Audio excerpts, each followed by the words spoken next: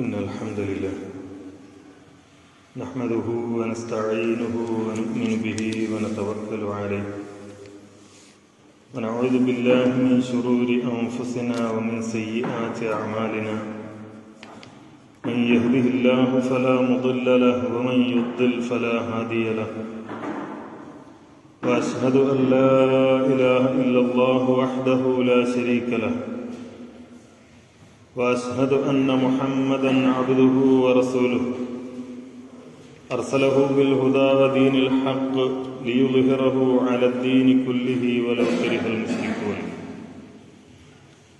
يا أيها الناس اتقوا ربكم الذي خلقكم من نفس واحدة وخلق منها زوجها وبث منهما رجالا كثيرا ونساء واتقوا الله الذي تساءلون به والأرحام إن الله كان عليكم رقيبا يا أيها الذين آمنوا اتقوا الله حق تقاته ولا تموتن إلا وأنتم مسلمون يا أيها الذين آمنوا اتقوا الله وقولوا قولا سديدا يصلح لكم أعمالكم ويغفر لكم ذنوبكم ومن يطع الله ورسوله فقد فاز فوزا عظيما أما بعد فإن خير الكلام كلام الله وخير السنن سنن محمد صلى الله عليه وسلم وشر الأمور محدثاتها وكل محدثة بدعة وكل بدعة ضلالة أعوذ بالله من الشيطان الرجيم بسم الله الرحمن الرحيم وقالوا لجلودهم لم شهدتم علينا قالوا أنطقنا الله الذي أنطق كل شيء وهو خلقكم أول مرة وإليه ترجعون وما كنتم تستترون أن يشهد عليكم سمعكم ولا أبصاركم ولا جلودكم ولكن ظننتم أن الله لا يعلم كثيرا مما تعملون وذلكم ظنكم الذي ظننتم بربكم أرداكم فأصبحتم من الخاسرين. ആദരണീയരായ സഹോദരന്മാരെ, സഹോദരികൾ, അല്ലാഹുവിന് തഖ്വയുള്ളവരായി ജീവിക്കുവാൻ നാം എല്ലാവരും എപ്പോഴും പരിശ്രമിക്കണം എന്നാദ്യമായി വസിയത്ത് ചെയ്യുകയാണ്.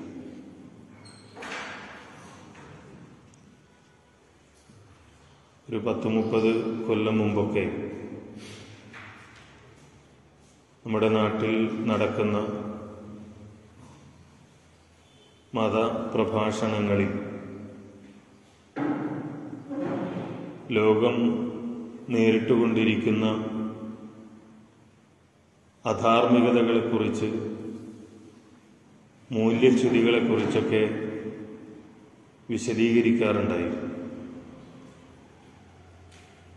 അങ്ങനെ വിശദീകരിക്കുന്ന സമയങ്ങളിൽ ലോകത്തിൻ്റെ വിവിധ ഭാഗങ്ങളിൽ നടക്കുന്ന ചില ജീർണതകളെക്കുറിച്ച് ഒന്നുകൂടി വ്യക്തമാക്കി പറഞ്ഞാൽ പച്ചയായ തോന്നിവാസങ്ങളെക്കുറിച്ച് പറയാനായി ചില സംഭവങ്ങൾ എടുത്തു പറയാറുണ്ട്.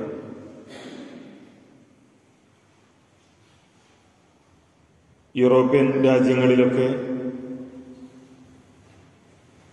ഭാര്യാഭർത്താക്കന്മാർ ഒന്നിച്ച് ഹോട്ടലുകളിലേക്ക് വരികയും അവരുടെ താക്കോൽ കൂട്ടങ്ങൾ, വണ്ടിയുടെ താക്കോൽ കൂട്ടങ്ങൾ ഒരു പാത്രത്തിൽ നിക്ഷേപിക്കുകയും പിന്നീട് നറുക്കെടുക്കുന്നത് പോലെ അതിൽ നിന്ന് ഓരോരുത്തരായി ഏതെങ്കിലും വണ്ടിയുടെ ചാവി എടുക്കുക, ആ വണ്ടിയുടെ ഉടമസ്ഥന്റെ ഭാര്യയുണ്ടാകും, നറുക്ക് കിട്ടുന്നത് മറ്റൊരാൾക്കാകാം. പക്ഷെ ആ തന്റെ സുഹൃത്തിന്റെ, കൂട്ടുകാരന്റെ ഭാര്യയുമായി അയാൾക്ക് ഇഷ്ടമുള്ളയിടത്തേക്ക് പോകാം, ഇഷ്ടമുള്ളത് ചെയ്യാം എന്നൊക്കെയുള്ള രീതികളെ കുറിച്ച് നമ്മൾ പറയാറുണ്ടായിരുന്നു. എന്നാൽ ഇന്ന് അത്തരം കാര്യങ്ങളെക്കുറിച്ച് പറയാൻ നമ്മൾ ഫ്രാൻസിലേക്കോ ഇറ്റലിയിലേക്കോ അമേരിക്കയിലേക്കോ ഒന്നും പോകേണ്ടതില്ലാത്ത വിധം നമ്മുടെ നാട്ടിലും അത്തരം ജീർണതകൾ കടന്നു വന്നുകൊണ്ടിരിക്കുന്നു എന്ന വാർത്തകളാണ് നമ്മൾ കേൾക്കുന്നത്. 1, 2, 5, 10 അല്ല, ആയിരക്കണക്കിന് അംഗങ്ങൾ ഉള്ള ഇത്തരം സംഘങ്ങൾ നമ്മുടെ നാട്ടിൽ പ്രവർത്തിക്കുകയാണത്രേ.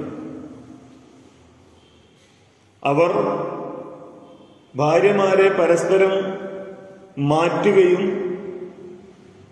ലൈംഗിക ജീർണതയുടെ അങ്ങേയറ്റത്തേക്ക് എത്തിച്ചേരുകയും ചെയ്തു എന്ന് നമ്മൾ അറിയുകയാണ്. നമ്മൾ മനസ്സിലാക്കേണ്ടത്, ഒരു ഭാഗത്ത് ഇത്തരം ജീർണതകളാണ് എന്ന് എല്ലാവരും അംഗീകരിക്കുന്ന കാര്യങ്ങൾ വ്യവസ്ഥാപിതമായി നടക്കുകയും മറുഭാഗത്ത് ഇത്തരം ജീർണതകൾക്കെതിരെ പ്രതികരിക്കുന്ന മതസംഘടനകളെയും മതങ്ങളെയും പുരോഹിതന്മാരെയും പണ്ഡിതന്മാരെയും ഒക്കെ ഒന്നിനും കൊള്ളാത്തവരും തനി പിന്തിരിപ്പന്മാരുമായി ചിത്രീകരിക്കുകയും ചെയ്യുന്ന പുതിയ പ്രവണതയും വളർന്നു വന്നുകൊണ്ടിരിക്കുന്നു. ഇവിടെയാണ് അല്ലാഹു സുബ്ഹാനഹു വ തആല പഠിപ്പിച്ച ദീനിന്റെ പ്രസക്തി നമ്മൾ മനസ്സിലാക്കേണ്ടത്. കഴിഞ്ഞയാഴ്ച സൂചിപ്പിച്ചതുപോലെ നാം തന്നെ നഷ്ടപ്പെടാൻ സാധ്യതയുള്ള ഒരു ലോകമാണിത്. പിന്നെ നമ്മുടെ അടുത്ത തലമുറയെക്കുറിച്ച് പറയേണ്ടതില്ലല്ലോ. നാമും നമ്മുടെ തലമുറയും അടുത്ത തലമുറയും നഷ്ടത്തിലേക്ക് പോകാതിരിക്കണമെങ്കിൽ, ഈ ദീനിന്റെ ഇസ്സത്ത് മുറുകെ പിടിച്ചുകൊണ്ട് ജീവിക്കണമെങ്കിൽ കൃത്യമായ ജാഗ്രതയും ബോധവൽക്കരണവും നിരന്തരമായി ഉണ്ടായേ മതിയാവൂ എന്നാണ് ഈ സംഭവങ്ങളൊക്കെ നമ്മെ പഠിപ്പിക്കുന്നത്. നബി സല്ലല്ലാഹു അലൈഹി വസല്ലം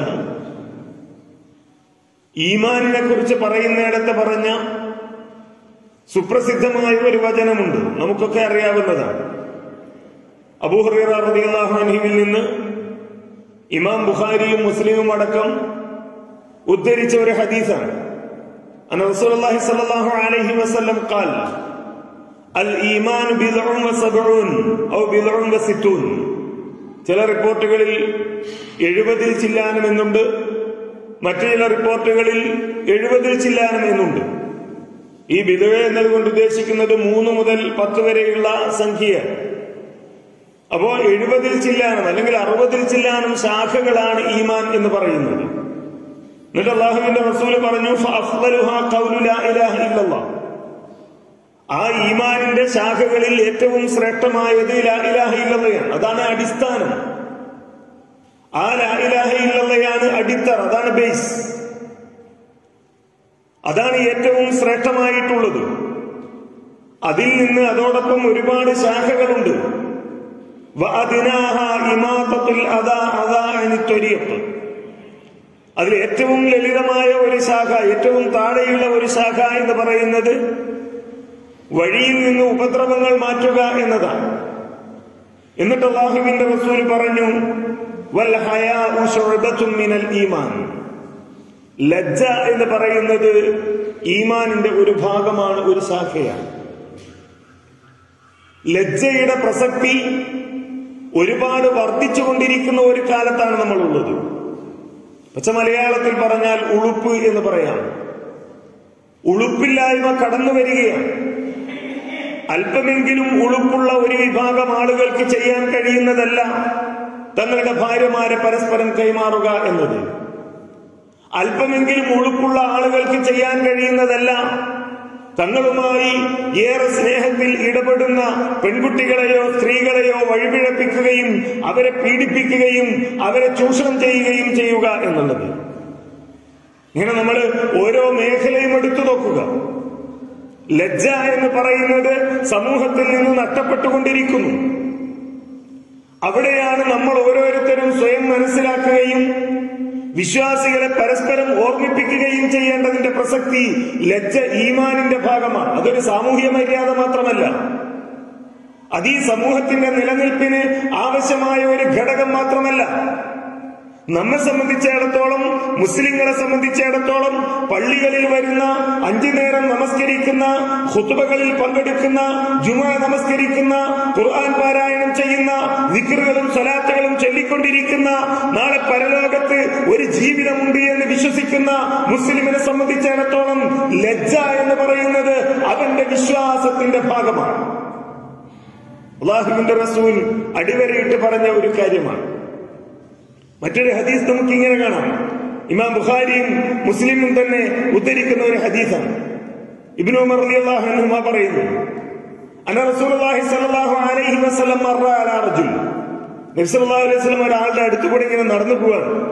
അപ്പൊ വഹുവ യഅലു അഖാഹു ഫിൽ ഹയാ, അപ്പൊ അയാളുടെ ഒരു സുഹൃത്തിനെ, സഹോദരനെ ഉപദേശിച്ചു കൊണ്ടിരിക്കുകയാണ്. ഈ സഹോദരൻ നല്ല ലജ്ജയുള്ള ആളാണ്. അപ്പൊ ആ ലജ്ജയെ കുറിച്ച്, നീ എന്താ ഇങ്ങനെ എന്നൊക്കെ പറഞ്ഞ്, അങ്ങനെ ഉണ്ടല്ലോ നമ്മൾ ലജ്ജയുള്ള ആളുകളെ ചിലപ്പോ അതൊന്നും നമുക്ക് ചെയ്യാൻ പറ്റൂല എന്ന് പറയുമ്പോ ഇപ്പൊ പറയുന്ന മാതിരി, ഇപ്പൊ ഒരാൾ നമ്മളെ മദ്യപിക്കാൻ ക്ഷണിക്കുന്നു, അതൊന്നും പറ്റൂല, അല്ലെങ്കിൽ വേറെ എന്തെങ്കിലും ഒരു വൃത്തികേടിനെ ക്ഷണിക്കുന്നു, അതിന് ഞാനില്ല എന്ന് പറയുമ്പോ നമ്മളോട് പറയുമല്ലോ ഈ കാലത്ത് ജീവിക്കാൻ പറ്റാത്തവനാണ് നീ എന്ന്. അതുപോലെ ഇയാൾ എന്ത് ലജ്ജയാണ് നിന്റേത് എന്ന് ചോദിച്ച് ഈ ലജ്ജയുള്ള മനുഷ്യനെ ഇങ്ങനെ ഉപദേശിച്ചുകൊണ്ടിരിക്കുകയാണ്. അപ്പൊ നബി സല്ലല്ലാഹു അലൈഹി വസല്ലമ ഈ ഉപദേശിച്ചുകൊണ്ടിരിക്കുന്ന സ്വഹാബിയോട് പറഞ്ഞു, ദഅഹു, അയാളെ വിട്ടേക്ക്. നീ ലജ്ജയെ കുറിച്ച് അയാളോട് അത് പറയാൻ നിൽക്കണ്ട, അയാളെ വിട്ടേക്ക്. ഫഇന്നൽ ഹയാഅ മിനൽ ഈമാൻ, ആ ലജ്ജ എന്ന് പറയുന്നത് വിശ്വാസത്തിൽപ്പെട്ട ഒരു കാര്യമാണ്, ഈമാനിന്റെ ഭാഗമാണ്. അതുകൊണ്ട് അത് ഇല്ലാതാക്കാൻ അയാൾ ഉപദേശിക്കേണ്ടതില്ല എന്നാണ് നബി സല്ലല്ലാഹു അലൈഹി വസല്ലമ ആ സ്വഹാബിയോട് പറയുന്നത്. ഇതൊരു വിശ്വാസത്തിന്റെ ഭാഗമായി മനസ്സിലാക്കാൻ നമുക്ക് സാധിക്കേണ്ടതുണ്ട് എന്നർത്ഥം.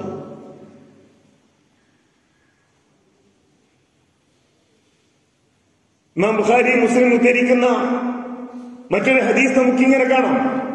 അൻ ഇമ്രാൻ ഇബ്നു ഹുസൈൻ റളിയല്ലാഹു അൻഹുമാ ഖാൽ ഖാല റസൂലുള്ളാഹി സ്വല്ലല്ലാഹു അലൈഹി വസല്ലം അൽ ഹയാഉ ലാ യഅതി ഇല്ലാ ബിഖൈർ, അൽ ഹയാഉ ലാ യഅതി ഇല്ലാ ബിഖൈർ, നന്മയല്ലാതെ വേറെ ഒന്നും ഉണ്ടാവുകയില്ല ലജ്ജയുണ്ടായി എന്നതുകൊണ്ട്. നിങ്ങൾ ലജ്ജയുള്ള ആളായി മാറുകയാണോ? നിങ്ങളൊരു മാന്യനായി, നേരത്തെ പറഞ്ഞതുപോലെ നിങ്ങൾ അല്പം ഉളുപ്പുള്ളവരായി മാറുകയാണോ? നന്മയല്ലാതെ നിങ്ങൾക്കുണ്ടാവുകയില്ല എന്ന് നബി സല്ലല്ലാഹു അലൈഹി വസല്ലമ നമ്മെ പഠിപ്പിക്കുകയാണ്. ഇമാം മുസ്ലിം ഉദ്ധരിക്കുന്ന റിപ്പോർട്ടിൽ അൽ ഹയാഉ ഖൈറുൻ കുല്ലു, ലജ്ജ എന്ന് പറയുന്നത് മുഴുവൻ നന്മയാണ്. അൽ ഹയാഉ കുല്ലുഹു ഖൈർ, ലജ്ജയിലും ഉള്ളത് മുഴുവൻ നന്മയാണ് എന്നൊക്കെ നബി സല്ലല്ലാഹു അലൈഹി വസല്ലമ പല രൂപത്തിൽ പഠിപ്പിക്കുന്നത് കാണാൻ കഴിയും. അത് നഷ്ടപ്പെട്ടു പോയിക്കൂടാ. നമ്മുടെ ജീവിതത്തിൽ നിന്ന്, നമ്മുടെ സ്വഭാവത്തിൽ നിന്ന്, നമ്മുടെ സംസ്കാരത്തിൽ നിന്ന് ലജ്ജ ഇല്ലാതാക്കി കളയാനാണ് പലരും ശ്രമിച്ചുകൊണ്ടിരിക്കുന്നത്. ഇപ്പൊ നമുക്കതിന്റെ പ്രസക്തി മനസ്സിലാകും. ഇസ്ലാമിക മര്യാദകൾ പാലിച്ചുകൊണ്ട് കോളേജിലേക്ക് പോകുന്ന ഒരു പെൺകുട്ടി അല്ലെങ്കിൽ ഒരു ആൺകുട്ടി ആരോ ആകട്ടെ, അവനെ അല്ലെങ്കിൽ അവളെ ഈ ലജ്ജയില്ലായ്മയുടെ തെരുവിലേക്ക് വലിച്ചു കൊണ്ടുപോകുമ്പോൾ സംഭവിക്കുന്ന ദുരന്തങ്ങൾ എന്ത് എന്ന് നമുക്കറിയാം. കഴിഞ്ഞ ദിവസം നമ്മൾ പറഞ്ഞതുപോലെ ഫ്ലാഷ് മോബിനും അതേപോലെ തെരുവ് നൃത്തങ്ങൾക്കുമായി ഇത്തരം കുട്ടികളെ എഴുന്നള്ളിക്കുമ്പോൾ അവരുടെ മനസ്സിൽ നിന്ന് ലജ്ജ നഷ്ടപ്പെട്ടു പോകുന്നു. ലജ്ജ മാത്രമല്ല, വിശ്വാസവും അതോടൊപ്പം കടന്നു പോവുകയാണ്. ലജ്ജ മാത്രമല്ല, വിശ്വാസവും കടന്നു പോവുകയാണ്. വിശ്വാസമില്ലാത്ത ആളുകൾ എന്തോ ചെയ്തു കൊള്ളട്ടെ, നമ്മളുമായി അത് ബന്ധപ്പെട്ടതല്ല. അള്ളാഹു ഇല്ലെന്ന് പറയുന്ന, പരലോകമില്ലെന്ന് പറയുന്ന, ഈ ഭൗതിക ജീവിതത്തോടുകൂടി എല്ലാം അവസാനിക്കുന്നു എന്ന് വിശ്വസിക്കുന്ന ആളുകൾ എന്തും ചെയ്യാം അവർക്ക്. പക്ഷേ നമ്മളുടെ മക്കൾ വിശ്വാസികളായി നമ്മൾ വളർത്തുന്ന മക്കളാണ്.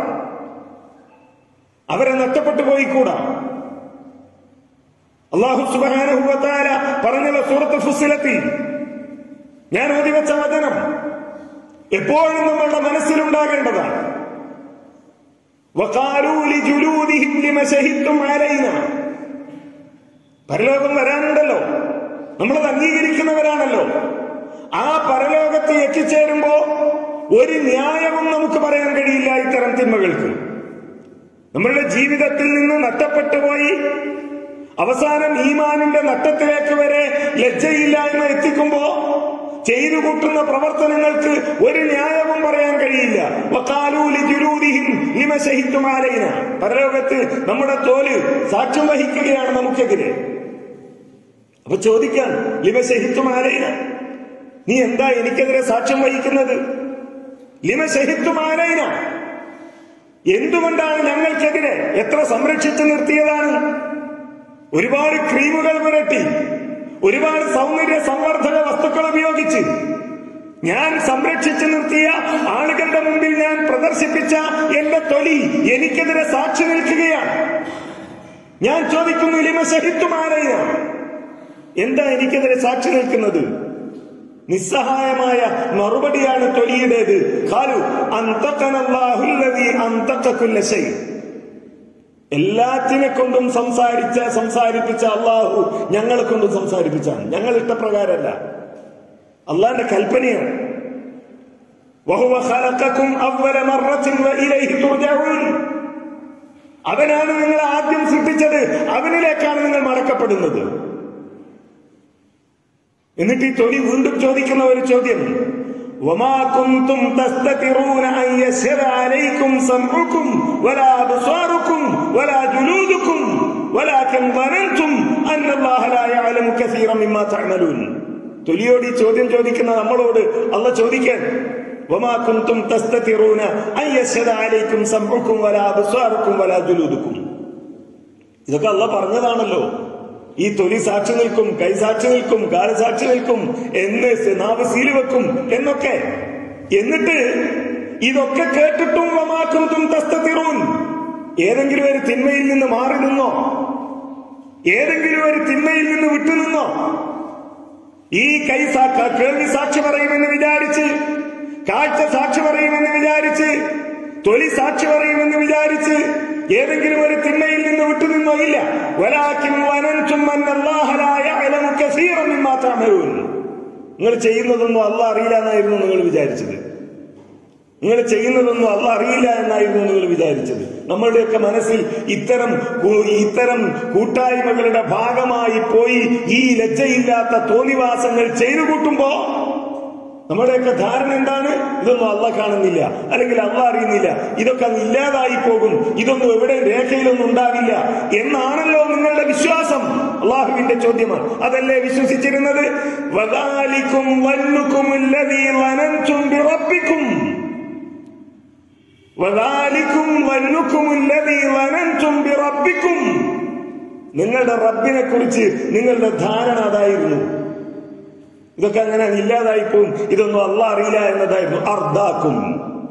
അർദാക്കും ആ ധാരണയാണ് നിങ്ങളെ നാശത്തിലേക്ക് എത്തിച്ചത്. ഫഅസ്ബഹ്തും മിനൽ ഖാസിരീൻ, അങ്ങനെയാണ് നിങ്ങൾ നാശകാരികളായി തീർന്നത്. ലജ്ജ എന്ന് പറയുന്നത് നിസ്സാരമല്ല. നമ്മുടെ ഈമാൻ നശിപ്പിച്ചു കളയുന്ന കാര്യമാണ് ലജ്ജയില്ലായ്മ. അതുകൊണ്ട് ഇത്തരം ജീർണതകളും തിന്മകളും നമ്മുടെ സമൂഹത്തിലേക്ക് കടന്നു വരുമ്പോൾ ഏറ്റവും ചുരുങ്ങിയത് നമ്മുടെ വീടുകളെയെങ്കിലും, നമ്മളുടെ മക്കളെയെങ്കിലും, നമ്മളുടെ ഭാര്യമാരെ, നമ്മുടെ സഹോദരിമാരെയെങ്കിലും ആ ജീർണതകളിൽ നിന്ന് രക്ഷിക്കുവാനുള്ള കോട്ടകളായി നാം മാറണം. ഇല്ലെങ്കിൽ നാശമാണ്, നഷ്ടമാണ്. അല്ലാഹു സുബ്ഹാനഹു വ തആല നമ്മെ കാത്തുരക്ഷിക്കുമാറാകട്ടെ.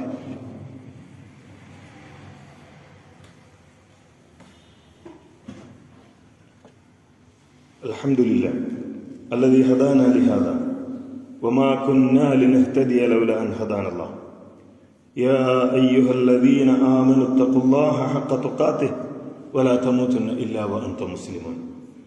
സഹോദരന്മാരെ, സഹോദരികളെ, അള്ളാഹുവിൻ്റെ വിധിവിലക്കുകൾ അംഗീകരിച്ച് തഖ്വയുള്ളവരായി ജീവിച്ച് മരിക്കാൻ, അള്ളാഹു ഇഷ്ടപ്പെടുന്ന മുസ്ലിമുകളായി പരലോകത്ത് എത്തിച്ചേരുവാനും അവന്റെ സ്വർഗത്തിൽ ഒരുമിച്ച് കൂടുവാനും പ്രാർത്ഥിക്കുന്നതോടൊപ്പം നമ്മളെല്ലാവരും ജാഗ്രതയുള്ളവരാകണം എന്നൊരിക്കൽ കൂടി വസിയത്ത് ചെയ്യുകയാണ്. നബി സല്ലല്ലാഹു അലൈഹി വസല്ലമ പറഞ്ഞതായി ഇബ്നു മസ്ഊദ് റളിയല്ലാഹു അൻഹുവിൽ നിന്ന് ഉദ്ധരിക്കപ്പെടുന്ന ഒരു വചനം ഇങ്ങനെയാണ്: ഇന്ന മിമ്മ അദ്റക അന്നാസു മിൻ കലാമിൻ നുബുവ, പൂർവികരായ പ്രവാചകന്മാരുടെ വചനങ്ങളിൽ നിന്ന് ജനങ്ങൾ മനസ്സിലാക്കിയ ഉൾക്കൊള്ളേണ്ട ഏറ്റവും പ്രധാനപ്പെട്ട ഒരു കാര്യം, ഇദാ ലം തസ്തഹി ഫസ്നാ മാ ശിഅ്ത, ലജ്ജയില്ലെങ്കിൽ നിനക്ക് തോന്നിയത് പ്രവർത്തിച്ചു കൊള്ളുക. നമ്മൾ മലയാളത്തിൽ നേരത്തെ പറഞ്ഞ പദം പറയുകയാണെങ്കിൽ ഉളുപ്പില്ലെങ്കിൽ തോന്നിയത് ചെയ്തു കൊള്ളുക എന്നതാണ്. ആ ഉളുപ്പില്ലായ്മയിൽ നിന്നുണ്ടാകുന്ന തോന്നിവാസങ്ങളാണ് നമ്മുടെ സമൂഹത്തിൽ പ്രചരിക്കുന്നത്. ഇത് അള്ളാഹുവിന്റെ പ്രവാചകന്മാർ താക്കീത് നൽകിയ ഒരു കാര്യമാണ്. ലജ്ജ എന്ന സ്വഭാവം നമ്മുടെ ജീവിതത്തിൽ ഇല്ലെങ്കിൽ തോന്നിയത് നമ്മൾ ചെയ്യും.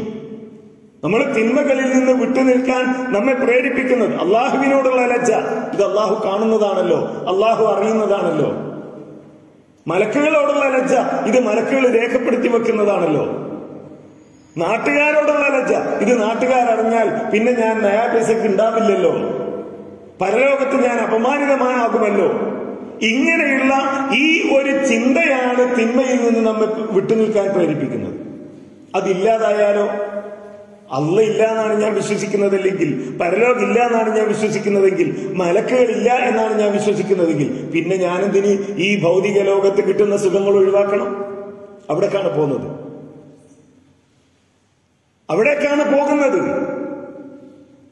അള്ളാഹുവും മലക്കുകളും പരലോകവും ഒന്നും ഇല്ലെങ്കിൽ പിന്നെ ഞാനെന്തിന് ഇത് ചെയ്യാതിരിക്കണം? ഇതോടുകൂടി എല്ലാം തീർന്നു. ഈ ഭൗതിക ലോകത്തോടുകൂടി എല്ലാം തീർന്നു. പിന്നെ ഇവിടെ പരമാവധി ആസ്വദിക്കാനുള്ളത് ആസ്വദിക്കുക. അത് ഭാര്യമാരെ കൈമാറുകയാണെങ്കിൽ അങ്ങനെ, അത് മക്കളെ കൈമാറുകയാണെങ്കിൽ അങ്ങനെ, അത് മാതാപിതാക്കളുമായി ലൈംഗിക ബന്ധത്തിൽ ഏർപ്പെട്ടാണെങ്കിൽ അങ്ങനെ, ശവത്തെ ഭോഗിച്ചാണെങ്കിൽ അങ്ങനെ. അതിനൊക്കെ ഇവിടെ കൂട്ടായ്മകളുണ്ട്. അതിനൊക്കെ ഇവിടെ കൂട്ടായ്മകളും സംഘടനകളുണ്ട്. അള്ളാഹുവിന്റെ റസൂൽ നൽകിയ താക്കീത്, ഇദാ ലം തസ്തഹി ഫസ്നാ മാ ശിഅ്ത, തോന്നിയതുപോലെ ചെയ്തോളൂ ലജ്ജയില്ലെങ്കിൽ. അതുകൊണ്ട് ഇത് മുറുകെ പിടിക്കണം. ഈമാനിന്റെ ഭാഗമാണ്.